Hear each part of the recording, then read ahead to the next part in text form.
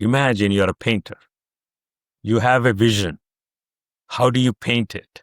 It's your creativity. It really stuck in me after that. Really, yes, that is true. With this technology, there is so much potential you can do. So that's the reason I was fascinated after that, saying that, yes, I'm a painter in AI, doing the creativity, painting the solutions. Welcome back to the podcast. My name is Meir Heimwitz. I'm the founder of RevGen AI. And on this show, we speak with B2B leaders about how they're using AI, thought leadership, and ultimately building and scaling their go-to-market. Today, I'm going to speak with Sridhar Guruguntla, the founder and CEO of SynergyCom. SynergyCom is a global technology company. He started in 1995 that now builds outcome-based AI for enterprise. Sridhar, welcome. Thank you, Maya. I appreciate for the opportunity to talk to you and your audience. Of course. So let's start with for anybody who's not familiar with SynergyCom, you started it back in 1995 as a startup, and Correct. now it's a global technology company. Can you explain to us what the journey was like to growing it and really what the company focuses on today? Yeah, we originally started in 1995 as a service-based company doing turnkey solutions where we solve our customer problems. Of course, every service company does that, but my focus has always been the customer first. In those days when I was young, I thought I can do a better job servicing my customers. So we really primarily focus on trying to identify where they're coming from, what they're doing, and then try to solve the problems. So we originally started as a client server technology, which is kind of ancient now compared to 1995. But we started with Power Builder, Visual Basic, object oriented. So all that way it started. And then over the period in 3 decades, we kind of adapted our business to the current tech trends and technology changes. It's been a great ride. Of course, when you do a business, you go through up and down. But over a couple of up and downs, we learned how to kind of pave the way so that the impacts are smaller when you go on the other side. So it's been a good journey, I guess. And we have saved so many situations and also solved so many problems to our customers. Still, we have the customer that we are born in, first project, they're still our customers after 31 years. So it's a great, I would say, proud moment for me and my staff. Yeah. Yeah. Well, it's clear that you've been able to persevere. The thing that is hardest for businesses some of the times is just to last as long as you have, and being able to get that far. I know it comes down to what you said of like focusing first and foremost on the customer. Talk to me how your services have shifted, because I was reading up on how you're focusing more now on delivering outcomes first. And when it Yeah. comes to the way AI is changing things, what is really changing right now as far as the services that you're focused on delivering now? Yeah, it's interesting. Really, 18 months we've been, or a little more than 18 months, we've been positioning ourselves in AI outcome based. Basically, we are not creating any products. We are not doing anything like, canned product kind of a thing. Because from the beginning of SynergyCom, we always looked at what is the customer looking as an outcome. It could be a problem solving. So it kind of fit into our model, AI currently. And when I started this AI journey, I really enjoyed the power it has. And I was telling a couple of my friends after 31 years, what is that motivates you to come to, doing business further? I see the same energy. It is AI has changed, really brought a new life in me to serve my customers in different way. So outcome based is it can be solved in two ways. One is certain times the problem comes from the IT area, sometimes from the business area.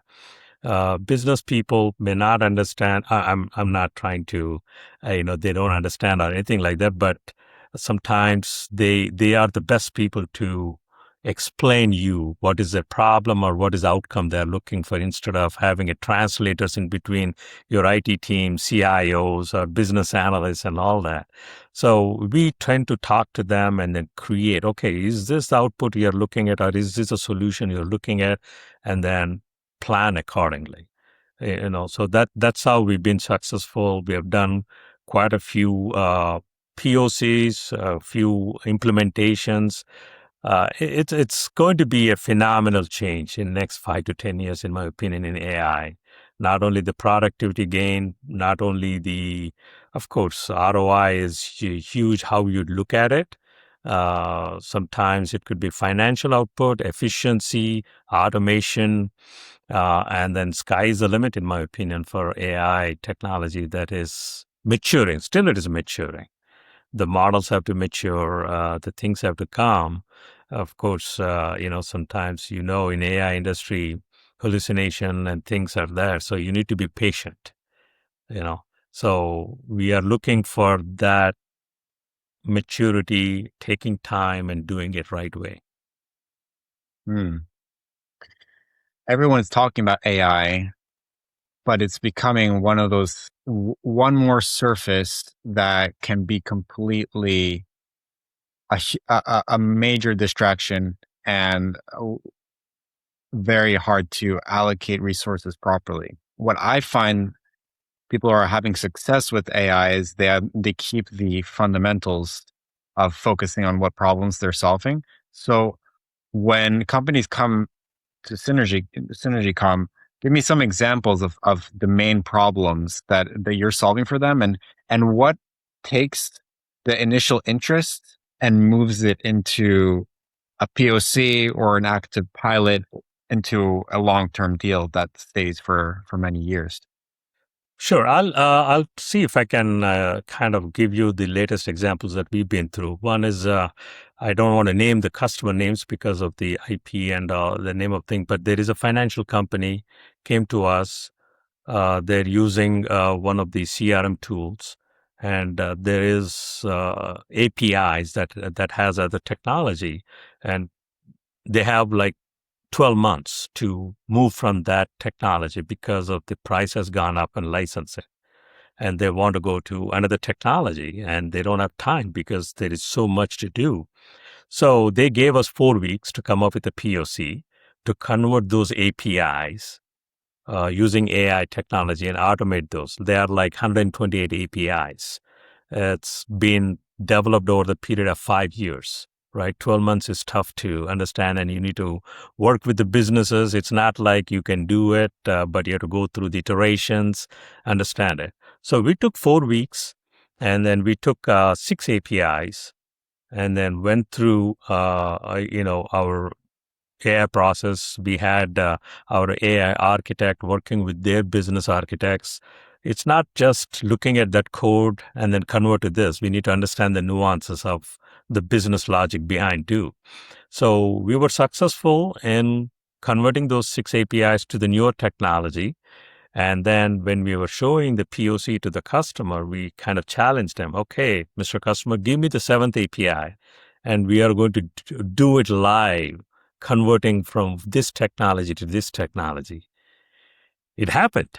And then, we ran through, and then we had to work another 6 to 8 weeks to keep on making the model learn, because it's always 80-20 rule, right? So you need to make sure that it has become 99% accurate or 95% accurate so that you can have a human factor still validate that.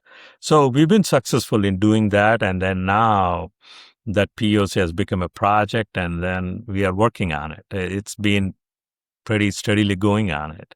Another example, another customer came in manufacturing.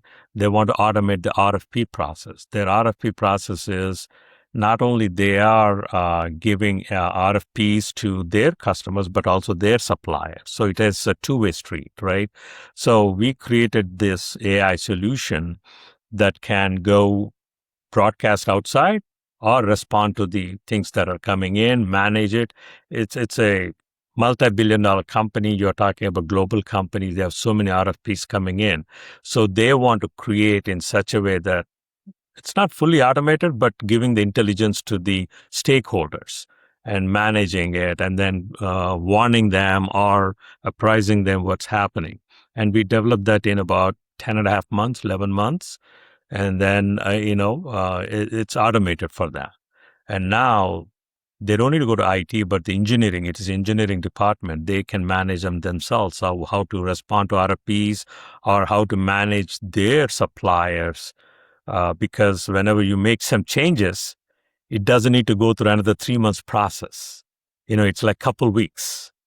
And then you see the results happening right away. You don't need to have 25 engineers or 20 engineers going through what changes happened, what are the things, is it confining to the same standards and all that. It's giving that results in no time. And another solution we call bill of material BOM. We call it in manufacturing. If you are familiar with automotive industry or manufacturing, the OEMs have a model, right? And they start developing it takes 2 to 3 years to come up with a new model, right? So whenever there is a change, the suppliers have to take another 2, 3 weeks to analyze what is those changes and then respond back. With this AI solution, it comes with a 48 hours. We can identify the changes, go through that process, and hey, here are the changes, here are the things, you do it. So it's not only increasing the efficiency, but also the results, the fastness. Sometimes all the industries, they want to respond fast, So that's the reason I'm very excited about this, the phenomenal change that is going to happen with this AI. Of course, you have to be careful. You have to have guardrails. You need to have policy making and all that. That's where I see last 3, 4 months, I think some of my customers are taking a step back.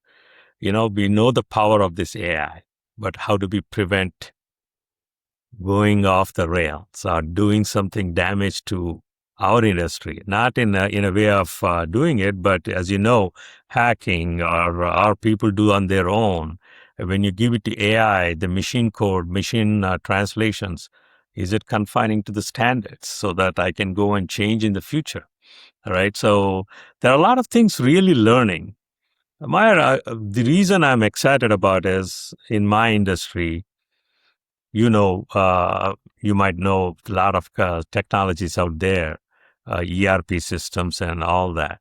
But AI is such a way that it doesn't matter you're a one-man shop or 1,000 people shop. You have a power to satisfy your customer with the same scalability because you can create agents. You can do a lot of things. You don't need thousands of people sitting on the bench trying to code anymore. If you're smart, you can do it. Like my architect said one time, imagine you're a painter. You have a vision.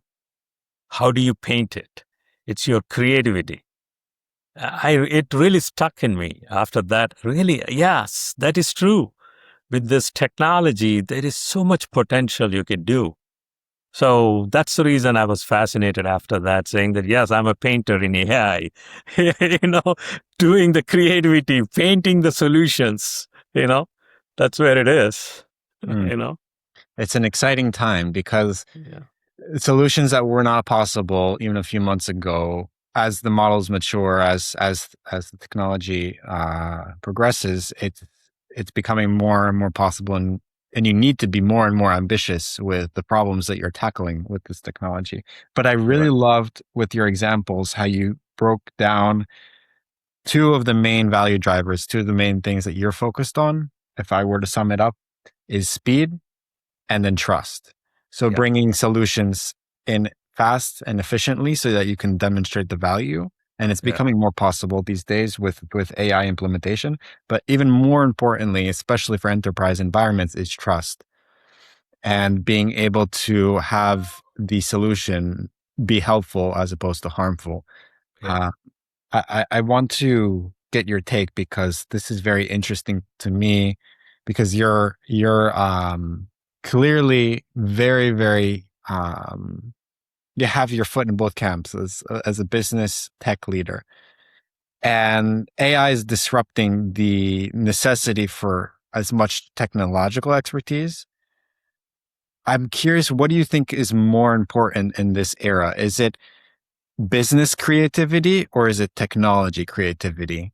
Or Why some not both? sort of Why both? not? Why not both? You can do with that AI. You can do really. I'm telling you, I'm like a kid at this technology. You have so much potential to solve the problems and getting to a new level of solutions, in my opinion, right?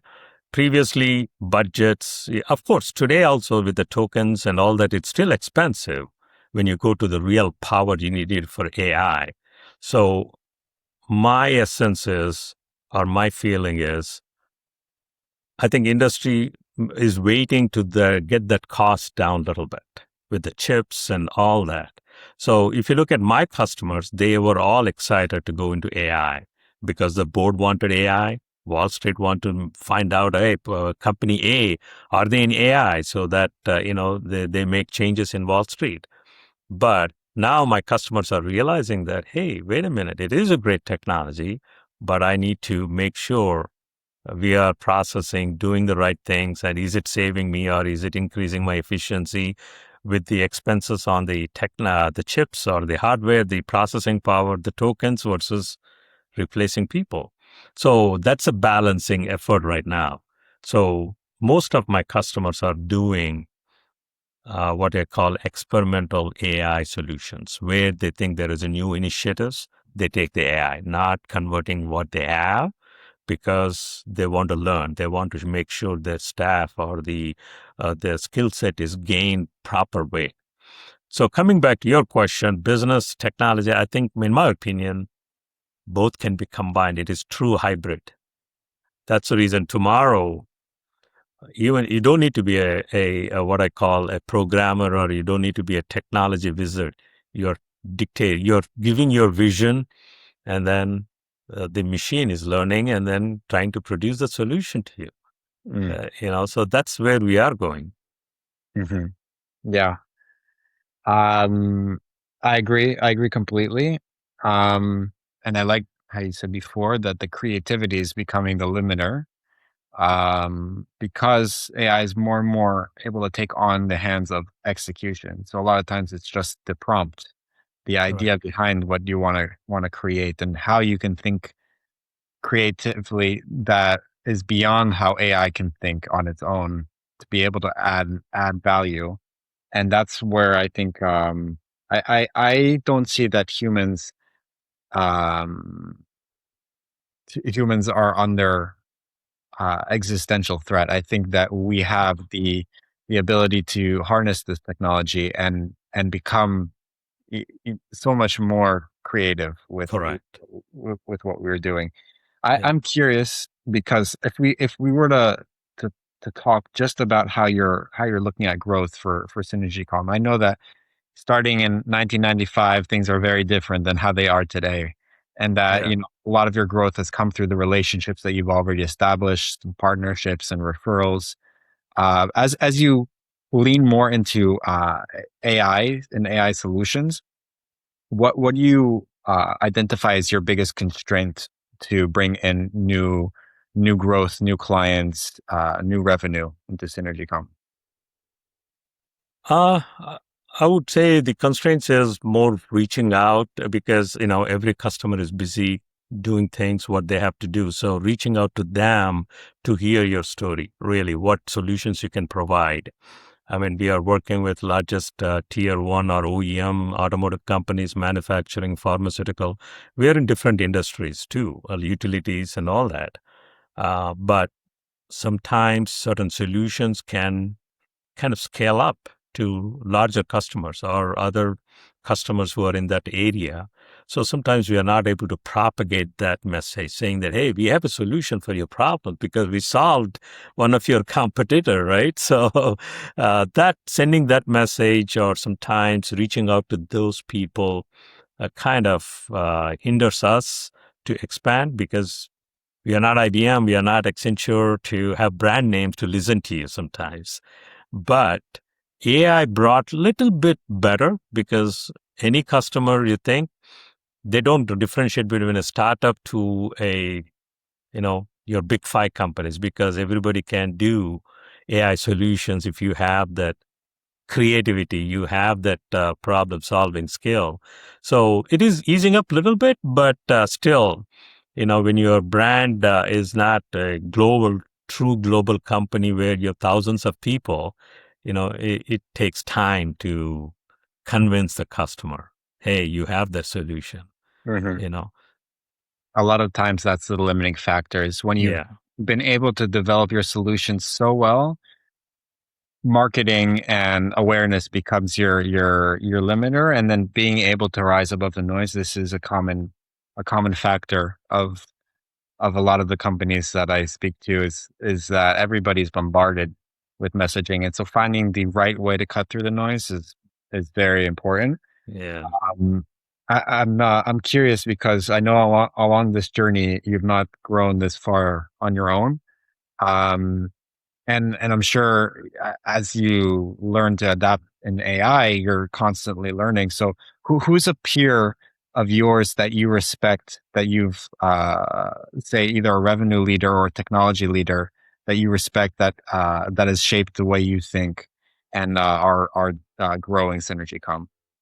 Well, when I was started my career, Steve Jobs was my idol. I met him. I have a picture. He came to one of our customer sites when I was doing my own programming. Right, we used his software called Next in those days. It is now sits in Apple phones, but he is my hero for sure in technology. Inventor, don't he's a disruptor, right? He's done all of it. So I learned a lot looking at read his book, autobiography, and other things. But I was fascinated. I spent 2 hours with him when he came to visit us. He has given his story, how he deals with it, how he solves the problem, look at user's perspective. So I changed that to a customer perspective, right? My user is my customer. So I do that. And really, after that, I don't have any hero kind of a thing, but my I lean on my staff, my management team, my technology team, my advisors are my team, really. We attend the network events, technology events, and learn from that, read a lot of technology journals, try to understand the market trends. And my biggest learning is from my customers. I meet with my CIO customers maybe once a quarter or at least once in 6 months. I go to them, talk to them, try to understand their vision, try to understand their roadmaps, what are their challenges, and then try to improvise on it and see how we can solve it. And I talk to a few entrepreneurs who are in this industry. I kind of lean on them. There is no one particular, but I have few who are kind of similar size as us, and how do we solve it? Because I cannot compare myself with Big Five or something like that because they have ocean of people, ocean of resources. But we lean on each other. Actually, they come to me and I go to them.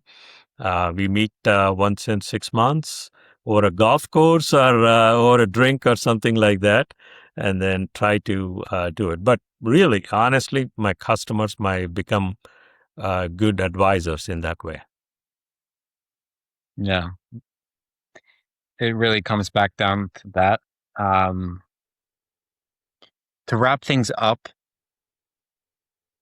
if you were to give one piece of practical advice in this age where AI is fascinating, but I know you can probably share the experience of having started multiple projects that never continued, just ideas that came to you and then didn't actually move any value forward. What is the most important practical uh, lesson that you can leave with people who want to take advantage of this age that we're in and need a focus of where to put their energy, of where they can get on ROI inside of their existing business?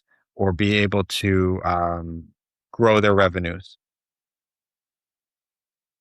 You're talking about startups, or you're talking about the entrepreneurs who are venturing into this industry? Or what? How do we compare to what?